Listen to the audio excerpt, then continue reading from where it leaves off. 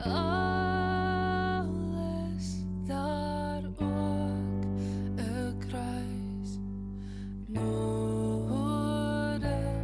vir my.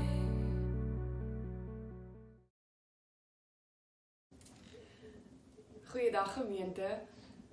Ek kuier weer vandag lekker hier in my huis rondom 'n vuurtjie.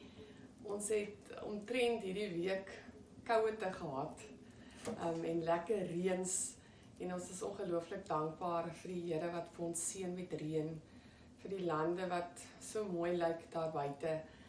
Ons weet baie plekke het minder reën as ander gehad en ons hoop ook vir julle dat die Here ook vir julle genoeg reën sal gee, sodat julle ook hierdie jaar 'n goeie oes sal kan hê. Maar ons is dankbaar dat die Here vir ons sorg en dat ons net rondom ons kan kyk en sy goedheid en sy mooi kan raak sien. Hierdie week was ook vir die meeste van ons in ons land is ons almal geraak deur 'n tragedie, 'n brandtragedie in die Kalahari. Ek dink dit is seker iets waaroor elke persoon by wie jy gekom het oor gesels het. Waaroor elke persoon vrae gehad het en gewonder het en huil saam met families wat stikkend is. Ek dink veral ook vir hulle wat die mense geken het. Self ek wat 'n Berrydeiler is, wat die Berrydeilers ken, die ouers wie se kinders oorlede is. Dis asof jy regtig in hierdie mense se pyn deel en nie kan dink hoe hulle deur Swets gaan kom nie. Maar ek onthou so goed wanneer ek hoor hoe mense praat oor hierdie brand en oor baie vrae het, dan onthou ek so goed hoe Dominee Thomas Joubert, toe sy seun op die ouderdom van maar in die 30 aan kanker oorlede is, iets geskryf het en hy het die volgende gesê: wanneer jy verstaan, is jy in beheer. Wanneer jy verstaan dat jy nie verstaan nie en daaroor kalmte het, dan verstaan jy eers werklik. En gemeente, mag ons, al verstaan ons nie, nog steeds gaan kalmte vind by ons God wat ons weet nog steeds in beheer is. Ons God wat vir ons in sy woord sê, en iemand deel met my hierdie week Matteus 10, wat die Here vir sy disippels sê in vers 28, moenie bang wees vir dit wat die liggaam doodmaak nie, maar vir dit wat die siel doodmaak. En die wonder is dat ons kan weet dat in daardie brand dat die Here by sy kinders was en dat hy hulle siele bewaar het. Mag ons troos vind in die wete dat of ek lewe en of ek sterwe, ek vind my troos daarin dat ek aan Jesus Christus behoort. Ons sal aanhou bid vir hierdie families. Ons sal aanhou vra dat God op sy bonatuurlike manier, soos net hy kan, hierdie mense sal aanraak en vir hulle alles sal gee wat hulle nodig het. Ek wil dan ook vanoggend saam met julle kom bid. Miskien is hierdie 'n gebed wat ietsie verwoord van hoe elkeen van ons voel. Kom ons raak stil voor God. Here, skenk uit u genade lig waar ek net donker sien. Moed waar ek net vrees. Hoop waar ek wanhoop. Vrede waar my gemoed storm. Diep vreugde waar ek hartseer is. Krag waar ek swak is. Wysheid waar ek verward is. Sagtheid waar ek bitter is. Liefde waar ek haat. Vergifnis vir my sonde. U self in die plek van myself. Here, dankie dat u self gegee het, sodat ons vir ewig kan lewe. Amen. Gemeente, genade en vrede vir julle, van God, ons Vader. Aan sy liefde is daar geen einde nie. En van God, die Seun, wat ons skuld op hom gedra het. En van God, die Gees, wat ons nuut maak. Amen. Ons gaan vandag so 'n bietjie praat oor sonde. Ek het gedink ons kan nie anderste as om te praat oor sonde wanneer ons praat oor die heiligheid van God. Ons het hierdie afgelope 2 weke het julle saam met my rondom die woord gekuier en ons het gepraat oor God se heiligheid. En ons het gehoor dat omdat God heilig is, behels sy liefde vir ons oordeel, omdat hy die sonde haat, maar ook genade, dat hy 'n God is wat vergewe, 'n God wat vir ons elke keer nog 'n kans gee. En ons het gehoor dat dit God se hart is, dat ons heilig moet wees, want hy is heilig. Hy is die God in wie daar geen sonde is nie, in wie daar geen donkerte is nie. En dis sy begeerte dat ons ook meer en meer soos hy sal word. So miskien as ek vandag vir julle kom vra, wat is sonde? As julle miskien as 'n gesin dalk saam praat en by mekaar hoor, wat is sonde? Gesels 'n bietjie daaroor.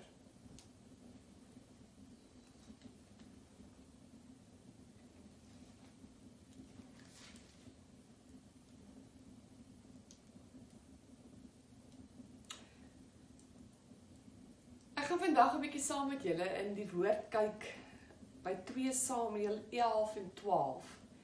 'n baie bekende verhaal, 'n verhaal waar ons lees oor sonde, maar ook 'n verhaal waar ons lees oor die berou van sonde. Die erkenning dat ek verkeerd is. En dit is 'n verhaal wat elkeen van ons baie goed ken en ek gaan dit nie vandag lees nie, ek gaan dit vir julle sommer net vertel. En julle kan dan ook, wanneer julle tyd het, julle kan saam met my volg, maar julle kan ook dit later gaan lees, as jy in hierdie week dalk oor hierdie teks nadink. En dit is die bekende verhaal van Dawid en Batseba. Ek dink dis die verhaal wat ons almal goed ken, en daarom gaan ek net vinnig dit vertel. Jy weet van Dawid, wat die baie goeie suksesvolle koning was, in die oë van die Here was hy 'n goeie man. Ons weet Dawid was deur die Here liefgehê. Die Here het hom regtig waar 'n man na God se hart gewees. As ons ook dink aan die psalms, dan voel dit vir ons Dawid in die psalms assosieer ons met mekaar. Maar Dawid was maar ook net 'n man wat ook foute gemaak het, wat ook nie versoekings kon weerstaan nie. En hier vanaf vers 12 hoofstuk 11 af lees ons waar Dawid se lewe so 'n bietjie begin verander het. En dit begin waar Dawid sy manskappe oorlog toe gestuur het en hy het nie saam oorlog toe gegaan nie. Hy het by sy paleis gebly. En die dag weet ons almal het hy 'n vrou gesien wat gebad het. Sy het haar reinigingsbad gehad wat elke vrou elke maand het. Na 'n menstruasie. En hy het vir haar gekyk en hy het haar begeer. Met die wete dat sy 'n ander man, sy buurman, sy soldaat se vrou is, Uria die Hetiet. En Dawid het haar begeer en hy het haar na hom toe laat kom, hy was die koning, hy kon kry wat hy wil hê en sy het by hom geslaap en sy het swanger geword. En Dawid het besef, hier is hy nou in groot moeilikheid, hy het 'n skande gebring oor homself, wat gaan hy doen om hierdie probleem op te los? En so laat kom hy Batseba se man Uria van die oorlogsveld af en hy sê vir Uria, hoe gaan dit daar by die oorlog? Ek wil 'n bietjie by jou hoor, hoe gaan dinge? En ek wil vir jou vanaand sê, omdat julle so goed doen daar in die oorlogsveld, kan jy vanaand by jou vrou gaan slaap en jy kan huis toe gaan en jy kan 'n bietjie gaan rus. Hy het hom tot dronk gemaak, sodat Uria net kan huis toe gaan en na sy vrou kan gaan en by haar kan slaap. Hoekom wil Dawid so graag gehad het dat Uria na sy vrou toe moet gaan? Want hy het gedink, as Uria by sy vrou is vanaand en hy by haar slaap, dan gaan almal sê, maar Batseba het by haar man Uria swanger geword. En nie by die koning nie, want natuurlik sou Batseba seker maar vir haar vriendinne vertel het, maar sy het by die koning geslaap. So Dawid het 'n plan gemaak en sy plan het nie gewerk nie, want Uria het gesê, meneer, ek gaan nie huis toe, terwyl my medesoldate, my bevelvoerder in die oorlogsveld is, en in die veld slaap en in hitte slaap nie. Ek gaan net hier in u kwartiere slaap by u slawe. So dus het Dawid se plan toe nie gewerk nie. En Dawid besluit toe, hy is die koning, hy gaan nog 'n plan maak, en hy skryf 'n brief, en hy sê vir Uria, vat hierdie brief na die oorlogsveld toe, gee dit vir Joab, die bevelvoerder van die oorlog, die aanvoerder. En in daardie brief skryf Dawid vir Joab, Joab, plaas vir Uria in die voorkant van die oorlog. Daar waar die geveg plaasvind, daar waar dit op sy ergste is, plaas hom daar. Met die doel natuurlik, dat wanneer die geveg op sy ergste is, trek julle manskappe terug, sodat Uria kan sneeuwel. En dit is dan ook presies wat gebeur het. Uria is dood in hierdie oorlog, en toe Dawid die nuus kry, dat Uria dood is, was hy verlig en het hy gesê, maar dit is maar hoe dinge gebeur, as jy voor in die gevegsfront is jou kans maar baie groot, dat jy sal sneeuwel. En hy het vir Batseba laat kom, en ons lees hierso, in hoofstuk 11, vers 27, dat Batseba baie hartseer was toe sy hoor haar man is dood. En toe die routyd oor was, het Dawid haar na sy huis toe laat haal. Sy het sy vrou geword en vir hom 'n seun in die wêreld gebring. Maar wat Dawid gedoen het, was verkeerd in die oë van die Here. En dan gaan hierdie verhaal verder. En ek dink dis 'n verhaal wat ons miskien nie so goed ken nie. En ek gaan dit ook vir julle vertel, dis in hoofstuk 12. Die Here stuur vir Nathan na Dawid toe. En Nathan vertel vir Dawid 'n storie. Nathan sê vir Dawid, koning Dawid, daar was 'n man, 'n arm man, wat een ooilammetjie gehad het. Nou ek wil spesifiek met die klein kindertjies praat, want ek weet in hierdie dorp Swellendam is hier op die oomblik baie kindertjies wat klein lammetjies het. Ons sien dat die lammetjies saam see toe gaan en die lammetjies word in die huis soos 'n babatjie rondgedra en aangetrek. En so het hierdie arme man en sy gesin ook 'n klein lammetjie gehad. En hulle het hierdie lammetjie lief gehad. Daar staan glad die man was vir hierdie lammetjie soos 'n vrou oor haar kinders.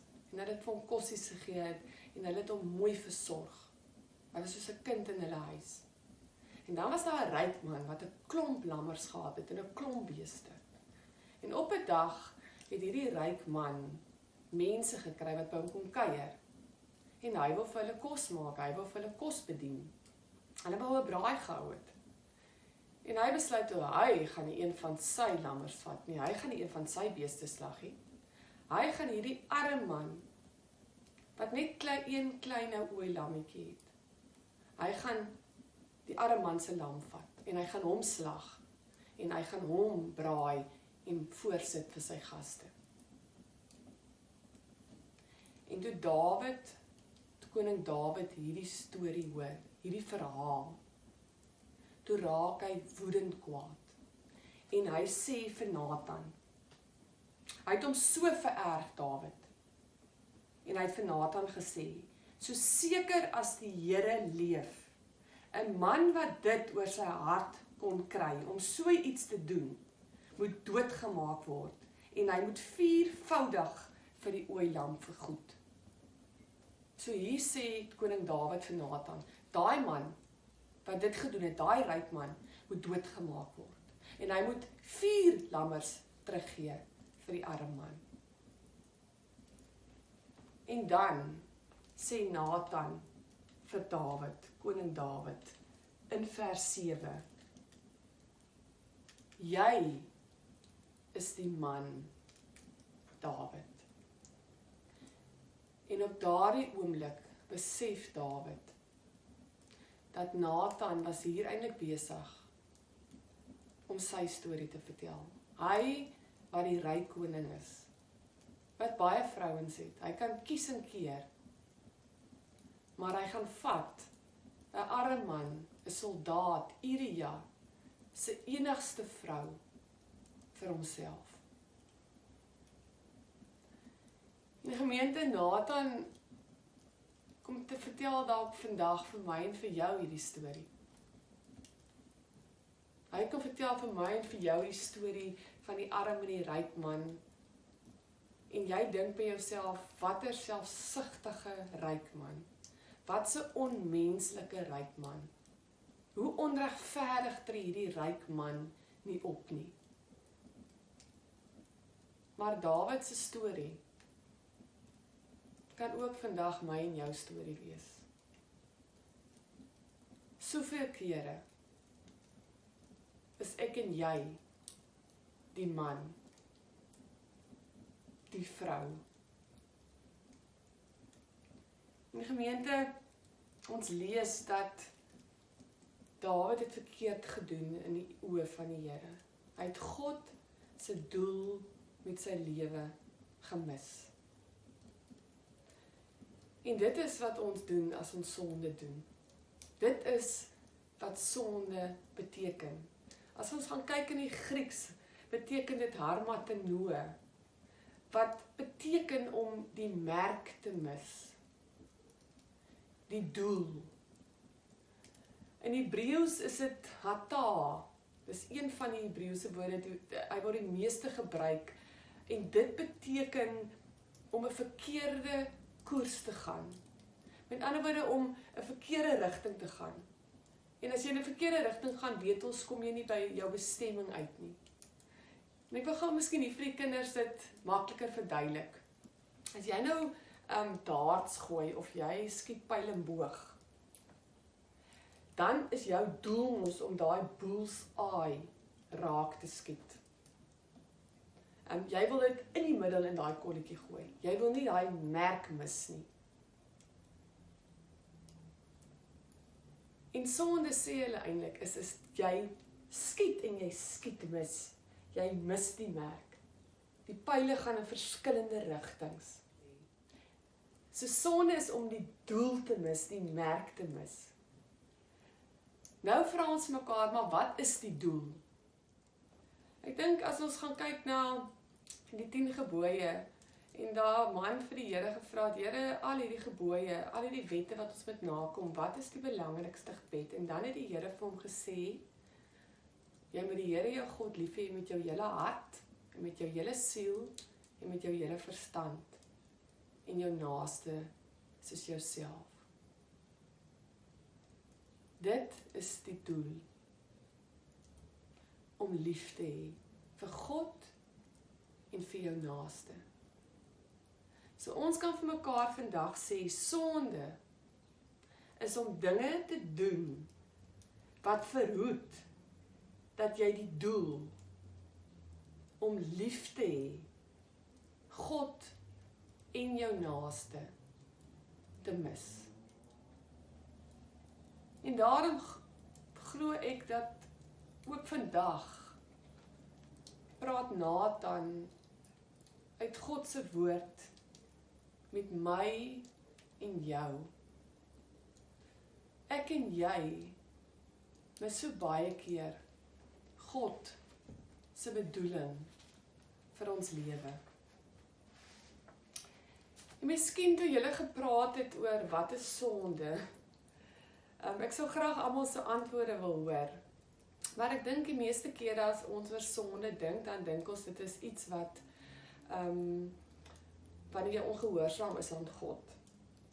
Of ons het mekaar gesê, dit is 'n lysie van goed wat jy nie moet doen nie. Dis ook nog moedsemoenies, dis 'n lys van reëls.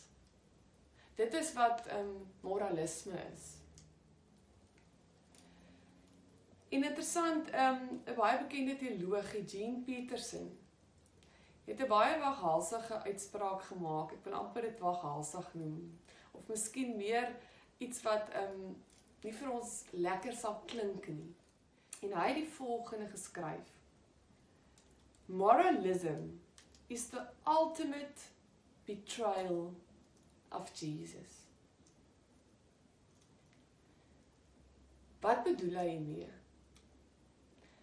Gemeente, dit is goed, natuurlik, om 'n lysie te hê van dit is reg en dit is verkeerd. Maar so maklik kan ek so konsentreer net op my lysie. Ek kan amper trots raak dat ek my lysie kan aftik. Ek doen nie dit nie, ek doen nie dit nie, ek doen nie dit nie. So ek is 'n goeie mens. Ek sondig nie eintlik nie. Want ek kom hierdie lysie na. Dis soos die Jode wat hierdie klomp wette nagekom het. Al hierdie wette. En hoe jy's al hoe beter Jood as jy al hierdie wette kan nakom. So die Jode het hierdie lysies gehad en hulle het dit so goed as moontlik nagekom. En hulle het goed gevoel oor hulle self. Hulle het gevoel, "Sjoe, ons is godsdienstig, ons is na aan God se hart." Maar dit was ook meeste van die tyd die persone in die Bybel, die Jode wat hierdie wette so nagekom het. Wat so trots was dat hulle alles reg doen. Vir wie God, Jesus, die meeste aangespreek het. En gemeente, dit is die gevaar van moralisme. Soos ek 'n bietjie gelees het oor moralisme, het interessant een persoon gesê, dit maak die evangelie boodskap dood. Want dit laat mense in beheer voel. Dit laat ons in beheer voel om 'n lys te kan aftik.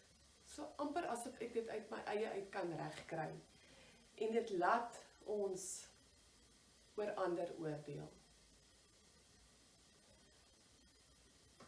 Martin Luther, die bekende persoon wat die reformatie begin het gesê the law, die klomp wette wat nagekom word, is for the proud and the gospel for the broken-hearted. Dit 'n baie bekende storie in die Bybel, wat my altyd ongelooflik raak, is waar die sondaar en die skrifgeleerde, die Jood, wat al die wette nakom, langs mekaar staan. En die Jood, die skrifgeleerde, bid die volgende gebed.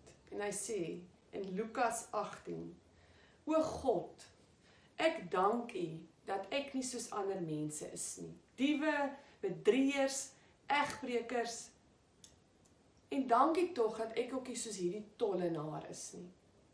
Ek vas 2 keer 'n week. Ek gee my 10de van my hele inkomste. Ek doen hierdie goed reg. Ek kom hierdie wet na. O, dankie tog. O, Here, ek is reg. Ek gee vir myself 'n regmerkie. Maar Here, hierdie tollenaar. Ek is aan blykie soos hy nie. En die tollenaar, wat is sy reaksie? Die tollenaar het ver bly staan en wou selfs nie na die hemel opkyk nie. Hy was te skaam vir God. Hy het bedroef op sy bors geslaan en gesê, o God, wees my sondaar genadig. Die gemeente, ons kan nie vir mekaar vra. Wie was hier die grootste sondaar? Die Here het ook later in daardie selfde gedeelte gesê, die man wat bewus is van sy sonde, die man wat bewus is daarvan en weet dat hy God nodig het, dat hy Jesus se genade en verlossing nodig het, wat die sonde in sy lewe raak sien, hy is die een wat 'n plek in die hemel het. Maar hy wat hoogmoedig is, hy wat dink hy my nie nodig het nie, hy wat 'n klomp reëls en wette nakom, vir hom is daar nie plek in my koninkryk nie. Gemeente, ons kan so maklik 'n klomp godsdienstige reëls nakom, 'n klomp moets en moenies, vrome goed, edele goed, maar ons kan God se doel vir ons lewe, om lief te hê vir God en vir ons naaste, ons kan daardie doel mis. En die uitnodiging is vandag aan elkeen van ons om onsself af te vra,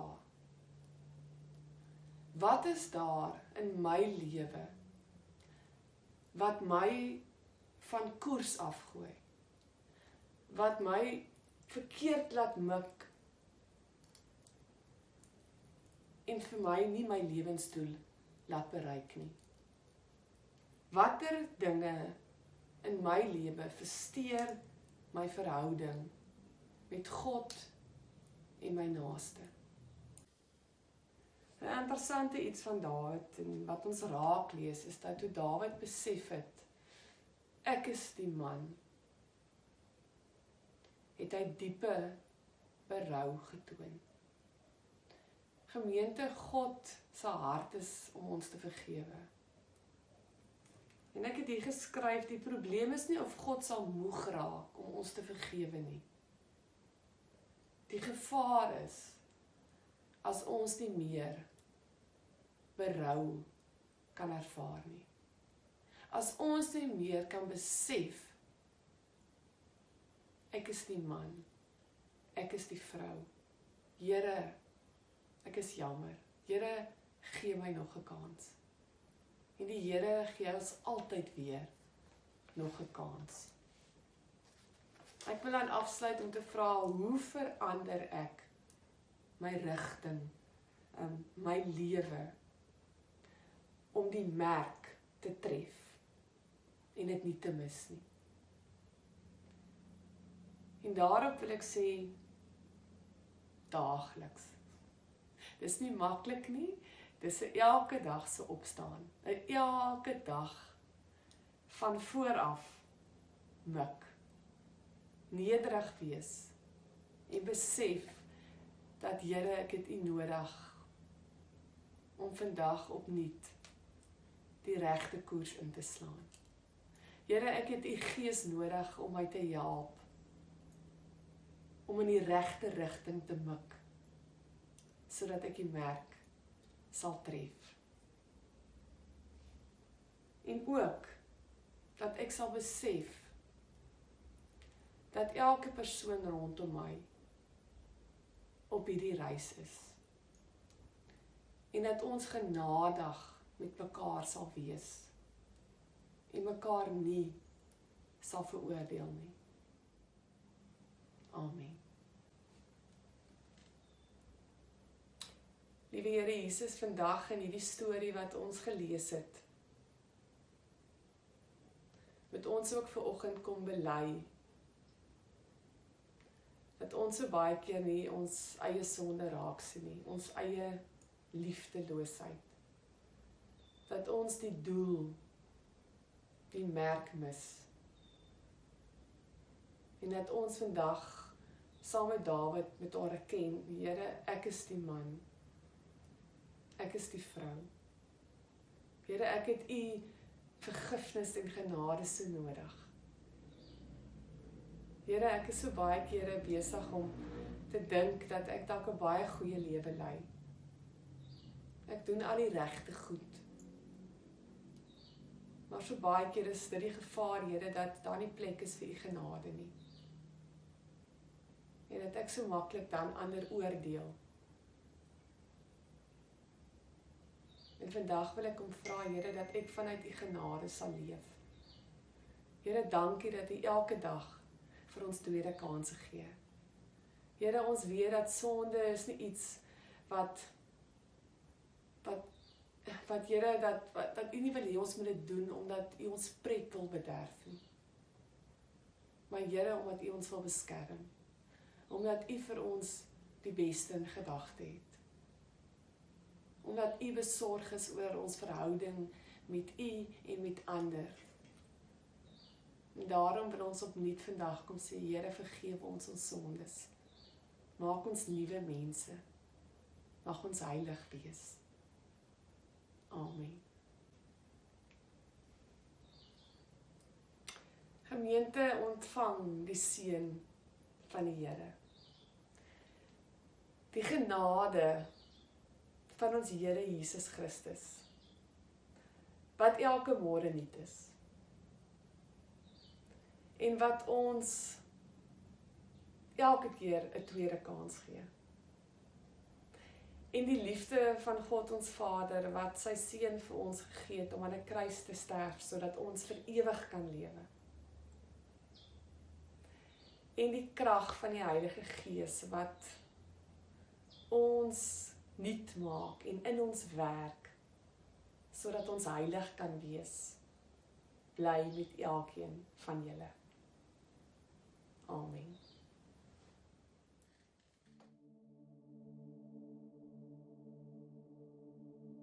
My life is not my own. It belongs to you. I belong to you. 'Cause you paid the greatest price to set me free, to redeem me. So now I'm placing everything into your hands. Take my hopes and dreams and all my plans. 'Cause I'm dying to myself so I can live for you. Jesus, I'm gonna live for you. I'm gonna live for you.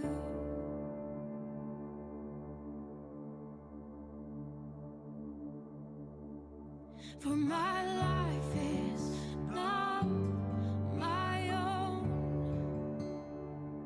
It belongs to you. I belong to you.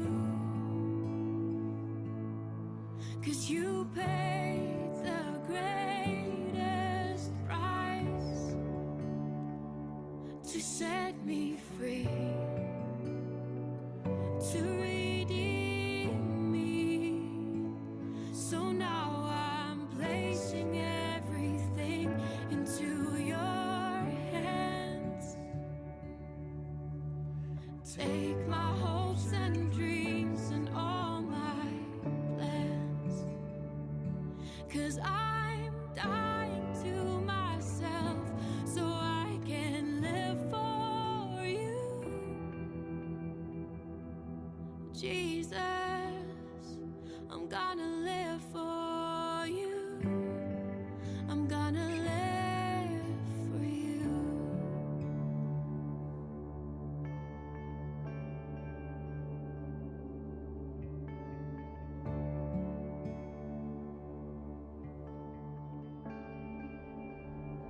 Cause I belong to you.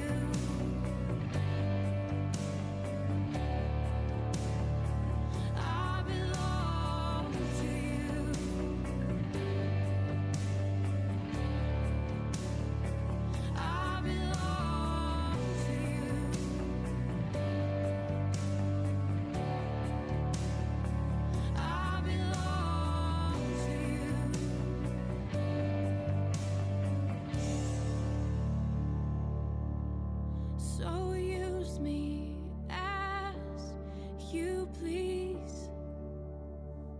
'Cause I belong to you. I belong